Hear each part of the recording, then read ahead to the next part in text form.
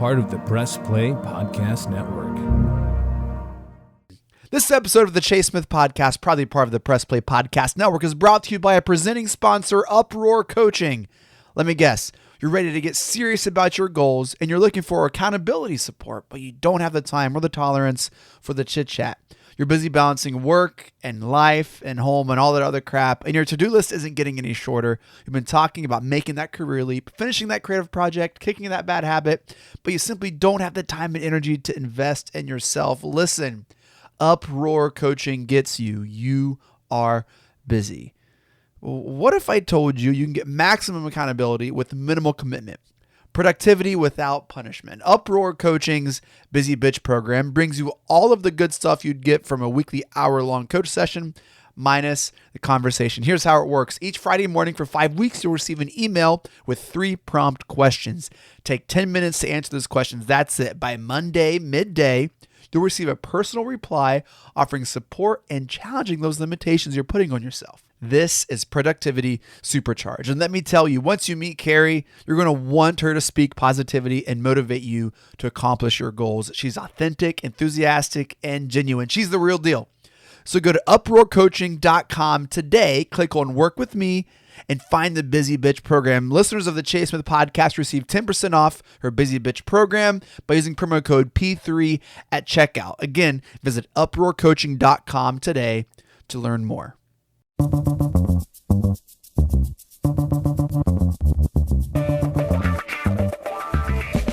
Thank you for downloading the Chase Smith Podcast, proudly part of the Press Play Podcast Network. In this episode, I interview Joshua Pritchard. He's a licensed history teacher, and he gives us an update on the war in Ukraine, speaks to the first counteroffensive, and highlights key points for the war moving forward. Let's get it! Here with me, licensed history teacher. He's going to update us on the war in Ukraine, Joshua Pritchard. Joshua, last time we talked was the end of February on this podcast, not to each other. And you did an incredible job of giving us an introduction just to this war, how it started. If you haven't checked it out, go back and listen to it. Might have to scroll up a few times, but we've been talking about maybe a month or so about, hey, like, let's do this again with an update. And just thanks for coming on and helping us fill in the blanks here the last 6 months or so. Yeah, no problem, Chase. Good to talk to you again. Nice to be back. I keep getting the fun topics on the night of the Donovan Mitchell trade. It's fine. So I'm glad you brought that up because this was something that I was wanting to talk on. That felt like the war in Ukraine dominated the news, as it probably should, for a good while, until the next big story. And it felt like just in the news cycle, it was a lot of January 6th committee. It was a lot of like political stuff. There were maybe a few things. And especially now, like, Joshua, I think people forget that there's still a pretty important war going on overseas. And even today we are prepping for the show, and the Cavs one of the biggest trades in franchise history. The biggest name of the NBA offseason, the Cavs trade for him, go all in. And it's all of a sudden, it's just like, hey, Joshua, we're still going to record tonight, but I got another podcast I want to record after this. So it feels so appropriate for, unfortunately, just for the war. Is that a good thing or a bad thing for us, for the Ukraine? Like, how does that play into what's going on? Because I feel like it might play a little bit for us, at least. Man, that's hard to capture. I sent you a message about this. Not joking. Last week, I overhear in where I sit in the office, I hear some guys talking, and I hear this guy say, "Oh yeah, is that thing still going on in Europe?" Yeah. And then he caught himself. He goes, "Oh, well, I mean, the war. Yeah, it's right. important." Man, that's a different podcast to go deep into. What does that say about us? There has been this thought too since 2016, since COVID. I don't know when you want to start this, but like, living through history kind of sucks, right? Yeah.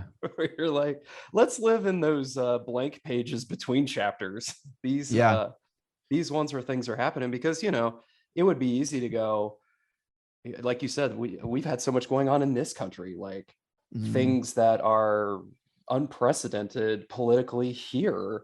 at the same time as a war, at the same time as a pandemic that continues. It's yeah, man, what a wild time to be alive.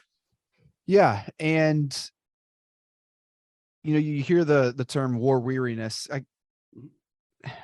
I think at some point people do want an escape from all the junk that's going on. You're just like, I can't believe this is happening. Maybe that's why Top Gun Maverick is like made $1 bajillion. I mean, it's a great movie, but I think people do want that escape, and you can only, it's like, hear a report on this awful war for so long. But the war is still going on, Joshua. And that's why I wanted to have you on, because it is important and things are still happening. I noticed two things over the last week that I'm glad you're on. One is now the Ukrainian forces have made an advance. We'll talk about in a moment, but also there's been this like Russian oil oligarch that like supposedly died falling out of a hospital window. You can't see me, I'm doing air quotes. Yes. I mean, you can't make this stuff up. That story, I follow on Twitter, Mike McFall, who's a great Twitter follow on this. He was the U.S. ambassador to Russia for a long time. Tweets a lot of interesting and helpful context. And when that story came out, he quote tweeted it, and all he wrote was "again?" ? Oh like, my gosh. I mean, that's the way that it goes. And actually it does kind of segue into, in defense of how is it hard to keep up with this war? It's not just that there's a new Game of Thrones and Lord of the Rings show on the same night that college football comes back. It's the fact that we are dealing with a country, I went doing research for this, and I'm trying to find casualty statistics and stuff. And it's basically like, well, this is what Russia says. Who knows? Maybe it's true. And that is another crucial element of this here, is that you have this dictatorship. This is not a Western democracy that's prosecuting this war. This is it is literally Putin's war. And then it's in a country where maybe there are people who go, I don't like that, but what can I do about it? Yeah. So it's been going on for about 6 months. What is the current status of the war? Where are we at? Like, I mean, is it, again, I'm an outsider here, man. Is someone winning? I think everyone loses in war, but like, what is going on?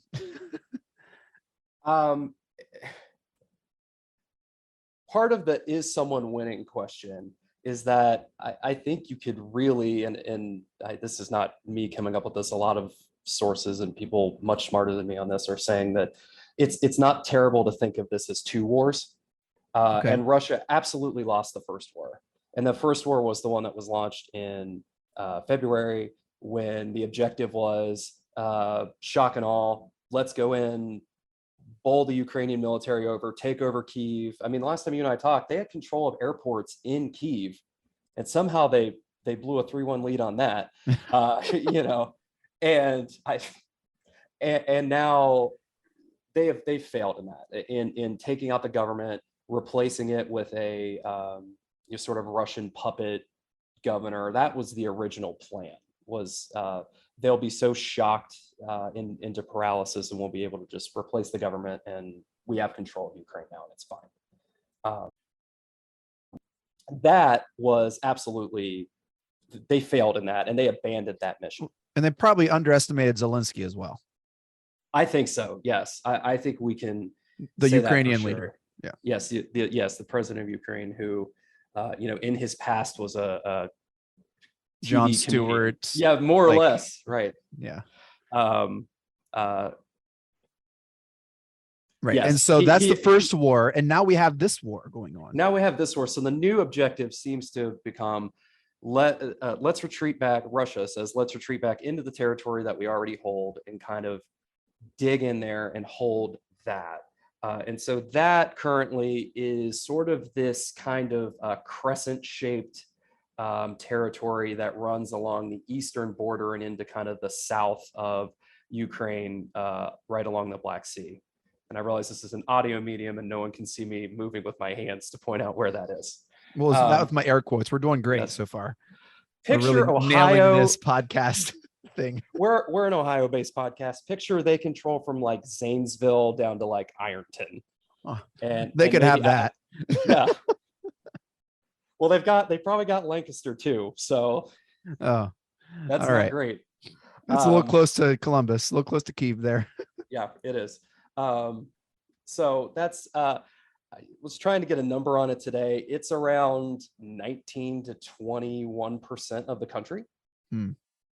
So it is a significant chunk of Ukraine. And I actually went and made an image here that I might send to you when you send the show link out, where I kind of roughly worked out how much area it is and put that on a map of the United States. And that equates to a box that goes from about, if you start at Washington, D.C., it goes down to about Jacksonville, across to New Orleans, up through Memphis and Nashville, and kind of connects in like Charleston. So you're talking about, basically the eastern seaboard, all of Georgia, Alabama, Louisiana, Tennessee. And that's how much Russia has captured yes. and now control in Ukraine. Yes, that's roughly about the size of what they control. If you were Kiev would be Chicago-ish States. area. Yeah, Chicago. Yeah, somewhere in that Indianapolis, maybe. Right. Okay. That'd be great. Yeah, that's really cool.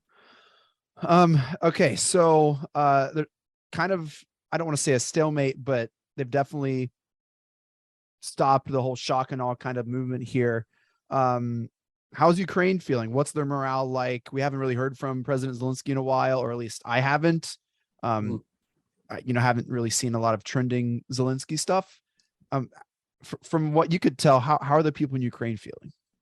I will say, in defense of of the two guys who I just blasted at the top here of the podcast, who were like the thing, it really was effectively in a stalemate through the summer, I think is safe to say. Now that's diminishing, as history books do and such. That's diminishing a lot of fighting and soldiers on both sides, things that we just don't see, incursions every day. But in terms of keystone moments, it was sort of push, gain a little here, lose a little there. The Ukrainian people, though, to get to your question, seem to be as engaged and fighting as strong as ever. And that's what happens when you're fighting a war of annihilation. I mean, these people have invaded them. In our the map I was just referencing, I mean, they have Georgia, like Atlanta is. So, we wouldn't be like, well, big NBA news tonight, right? If someone was occupying Nashville, right? Yeah. So they remain engaged there. Zelensky has really remained on a tour of through in the late spring and early summer. There were a lot of world leaders that went to visit him there, and celebrities. It was a pretty very public photo op-y thing it turned into, which was weird. Yes, Bono's on a concert. Bono the Edge. Bro, yes, what are you doing? I remember watching that, being like, well, this guy, this isn't a publicity stunt, right? He's always going all around the world trying to save people. But it's wild to think that they could port Bono and the Edge into the tunnels while Russia's bombing things. But Zelensky's been out there. Basically, the refrain is the same at this point of, we need more weapons. Keep giving us weapons. That's been the thing that has really turned the tide on the war. All credit to the Ukrainian military, to their organization, their training, and their bravery, but it's been putting advanced weaponry in the hands of soldiers who are ready to fight and ready to die to defend their homeland, that has taken the Russian military by complete surprise and beaten them back into these areas that they kind of already controlled anyway. We mentioned at the top of the show that the Ukrainian forces are now advancing on a key spot in their nation. Could you elaborate on that a little bit? Yes, that was my next thing. So this week, the Ukrainian military launched its first real counteroffensive.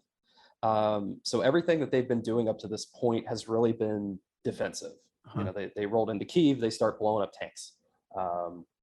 They got lots of modern weapon systems, like we talked about. Some of those drones that you may have seen blowing up tanks shipped right out of our own Wright-Patterson Air Force Base. Ohio, stand up. So anyway, we stand with Ukraine. Which but I don't understand how that's not like picking a side. right. Like I don't understand how an enemy doesn't see other nations supplying their quote unquote enemies, the people they're trying to overtake. Mhm. Like if we're playing Risk, Joshua, if we're Yes. playing Risk and I see troop reinforcements coming from another team that I'm not battling, I'm going to be mad at the other team and say, why are you doing this? Like I don't know. I don't understand any of that, but I'm from the outside saying this doesn't make sense. Yeah, and that's a different there's a lot of levels to that, and it's basically, I mean, the world has chosen a side for the most part, right? So not every country, and there are several key ones who are either with Russia or are just sort of tacitly out of it, but at least the West, right? The Western world chose a side, and it's pretty clear. Those sanctions, the weapons, and it has been this is the international relations stuff that I kind of nerd out on, though, of like, where we talked about this in the last podcast, yeah. like the not the United Nations, but the NATO. Yeah. Yes. We talked about that in the last podcast. Thanks. So I don't understand it, but I'm glad that Ohio has shipped drones that are like blowing crap up, which is pretty cool. Connecting to that previous podcast, we had talked about that one of the maybe like loose excuses that Putin was giving was that NATO is encroaching on him. And I had said, this is probably going to bring NATO to his doorstep. Well, over the summer, Finland and Sweden have joined NATO. So congratulations, genius. You now have countries that share border with you are now members of NATO. So you played yourself. Right. But we were talking about the counteroffensive, though. That's in the southern region of Ukraine. So let's see, in my United States map analogy, we're probably talking around, I don't know, maybe Tallahassee, that kind of area. You're kind of like smirking. That's going to be so helpful for people listening. Just kind of put this into context. And that's like the square footage. Like it's not just like tongue-in-cheek represent. It's like, no, this is like the actual like size of like what is going on. Yes. I drew a very weird shaped box on this map that is roughly the same square kilometers. So, and down at the bottom is Tallahassee, which is akin in this to the Ukrainian city of Kherson. It is a port city on the Black Sea, and there's also the Kherson region, so around it. And that's sort of what would it be? The western edge, the south. In the south, the western edge of what Russia controls. And that's where this counteroffensive is, to try to get that region back and the port back. And what is important about that is that Kherson, or Jacksonville in our thing here, the next thing over would be maybe Mobile, Alabama, or New Orleans, which is Odessa. Odessa is the port that is still open. If you saw news stories over the summer talking about the grain shipments that were coming out of Ukraine and kind of helping with the inflation and the food supply issues, they were coming out of Odessa. So Kherson, if you go west from there, you get to Odessa. If Russia is able to continue to hold Kherson and push west and get a hold of Odessa, Ukraine is cut off from the Black Sea, and they have no way to ship out food to countries that need it, much of Africa, and they have no way to get it back in. Or receive drones buried in said grain. Yes, right. Okay. Another article I saw this week, Joshua, was that the UN sent nuclear inspectors to a nuclear site. Is that along the southern kind of border as well? Or no, that's a little further up in those areas. Yeah. Okay. I think that's in the Donbass. I have to check that out, which is further north. Okay. So I was way off. It is in the region that they control. And they were there today, which the stories about it were They were checking to Absolutely. make sure it wasn't like a catastrophe, like level or catastrophic danger, whatever the nuclear levels are. They wanted to make sure that it wasn't at danger, because the Russians allowed, like, they just like straight knocked the doors off Chernobyl and were like, hey, this is like, Yes. we don't care about this anymore. And no one else Yes. should. And we're talking about the possibility of, in the same country where Chernobyl happened, literally doing it again. Right. And that's what those inspectors were there today to do. Mm-hmm. And they've said that they're going to stay there at least through into next week, I think. And there was a statement that there's going to be they plan to have a permanent presence there to make sure this doesn't happen, because in the launch of the war, there was a lot of talk of, oh my gosh, Putin, crazy guy with nuclear weapons, right? Mm-hmm. Well, he doesn't have to launch a missile if you blow up a nuclear reactor. Like, it's the same end result, right? So yes, the stories of it were harrowing, that like these UN inspectors are going while Russia is shelling the region around it. So like, it's going to be a movie, and it's going to be awesome at some point. So there's just a lot going on this week with this war. So Joshua, how does this end? Like, what is this going to be like years and years and years? Like, what does this look like? Is this, as long as Putin is in charge, this is what we're going to be seeing, or like, what's going on?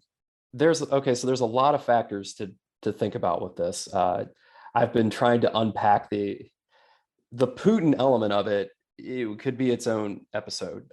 This man believes the press that he put out, that Ukraine is not a legitimate country. All these people are Russians. All of this craziness. And so when you've got a guy who is empowered and alone to make decisions however he wants, at some level, it's his war until he decides he doesn't want to prosecute it anymore. That part is hard to unpack. The things that are going to kind of drive at least the next phase of it are this counteroffensive that we've talked about. Mm-hmm. Especially if they're able to liberate Kherson and really open the Black Sea port back up, that sort of changes things. That gives them way more, Ukraine, way more autonomy to be able to receive food in and out, receive weapons and that kind of thing. If Russia were to, like I said, cut them off from the Black Sea, then Russia has the ability to start to choke off the country, because they can control imports and they can control. So that is a key, the outcome of that. Another element, though, that is going to be a big, and what might really tip the balance, where if I may, I already referenced Game of Thrones once, but winter is coming, literally. And winter in Ukraine and Russia, not the easiest thing in the world. And what we're looking at here, and one of the reasons that you have Zelensky out there pounding the drum for, give us more of these weapons, we need them right now. And the reason why this counteroffensive is launched right now is that we have to try to dislodge the Russians from these spots that they hold before winter hits, and really even before fall hits, because you're talking about muddy battlefields and it's hard to move things. But once winter sets in, and one of these difficult winters, they're going to be able to stay entrenched. It's much harder to fight. The bigger part with that, though, the oil and gas that goes to the greater part of Europe, Germany is still needs it. They're trying to reduce their dependency on it, but they get their oil and gas from Russia. That's the one thing the sanctions haven't officially cut off, because so much of Europe needs it. And once it starts to, get to freezing temperatures in places in Europe, and energy bills are either skyrocketing because of low supply, or we just don't have oil and gasoline to heat during the winter, now suddenly you're choking off all this public support for, yes, keep throwing money and supplies at Ukraine, because, well, we need this gas, we need this. So the question is, how does the winter go, and what can they do to sort of soften the blow on that, is going to be the next, not even on the battleground kind of thing, that's going to kind of decide the next phase of this. Yeah. We haven't even touched on any of the refugee stuff. But Josh, aside from that, which again is probably a whole nother podcast worth of information, have we missed anything else, like any other info to add, or do you feel like we've kind of given a pretty decent update on the war in Ukraine? Yeah, I think that's pretty much where we Okay. are right now. Just one other item for how's this going to go. Although um, Russia holds those pieces, and we're kind of out racing winter here. There was a report this week. The casualty numbers, and when you're talking about a war, casualties are deaths and soldiers who are injured. Is for Russia looks to be somewhere in the 70 to 80,000 region. Although mentioning propaganda, the last official number they reported was 1,300. So those Wow. numbers are different. Yeah. But there was a report from and I don't have the agency, one of the U.S. Groups that's watching this quoted that they think Russia is suffering from a severe troop shortage, and that they are basically looking for mercenaries, trying to find ways to like take injured soldiers and put them back out there. There was some rumor about emptying out the prisons. So that's another thing that is happening here, is that a large number of Russian troops have been, I'm just going to say, wasted. Like, for what? Is it And, possible and that and they're other getting nations that desperate on are that. supporting Russia, like other nations are supporting Ukraine, are sending troops and stuff to them as well? No one has sent direct troops because, again, in that IR thing, that IR is international relations, and international relations understanding. If Finland's like, we're in NATO now, get down there, detachment of troops. Well, that is a declaration of war. They're actively fighting. But drones that blow up tanks aren't. They're not Right. declarations of war. Okay, so Exactly. But however, there has been sort of an open invitation of any individual citizens who want to pick up and go help and fight. You are welcome. And there have been some individual cases of, I've seen a couple of stories about Americans who have gone, some British folks. I think I've seen some Polish, so because Poland's right there, so some yeah. Polish people who took it upon themselves to go and fight. But no one has sent direct troop involvement. Now, Russia has their hands in Belarus and Syria, and so they will be looking to pull people from there. Like I'm sure there will be Syrian troops fighting on the ground in Ukraine because they just need bodies. So that's another thing that's the time crunch that Russia is running against. Gotcha. And who do you follow for Ukraine updates, and who have you mentioned again? Mike McFall is great. He was a former UN ambassador, or not former UN ambassador, sorry, former US ambassador to Moscow, to Russia. He wrote a great book called From Cold War to Hot Peace, too, if somebody's interested in the background of this. Of course, our friends at Crooked Media and Pod Save the World do a great job with this. So following them helps a lot. And I've got a couple of other names that aren't coming right off the top of my head that I could send you, we could put in the show notes, who give us a lot of helpful information on the ground. Well, now you are going to be added to all my listeners list of, hey, that Joshua Pritchard guy does a really good job of overlaying Ukraine to the United States. We must protect Atlanta. We must get Atlanta back. Yes, we need Atlanta back. I did for a second think about moving the Polygon to put it over Disney so we could really make it hit home with people. Oh yeah, Be like, we need Galaxy's Edge. They have it. Well, that does it for this episode of the Chase Smith Podcast. Thank you all so much for downloading and listening. Shouts to our presenting sponsor, Upward Coaching. Don't forget, listeners of the pod receive 10% off the Busy Bitch program by using promo code P3 at checkout. Visit uproarcoaching.com to learn more. Shouts to the Press Play Podcast Network for making this possible. Follow us online at Press Play Pods. Visit our website, pressplaypodcast.com, to keep up with all of our shows, network news, and sponsorship information. Joshua, where can we follow you and see these awesome maps and other info on Twitter or socials? I am at Mr. P_87 on Twitter. Wonderful. Joshua, thank you so much. I am now more informed. I feel like I have a better understanding of where we're at September 1. So thank you so much. Yes, anytime. Happy to do it. All right. We'll be in touch. See you, man. Yep. Be well.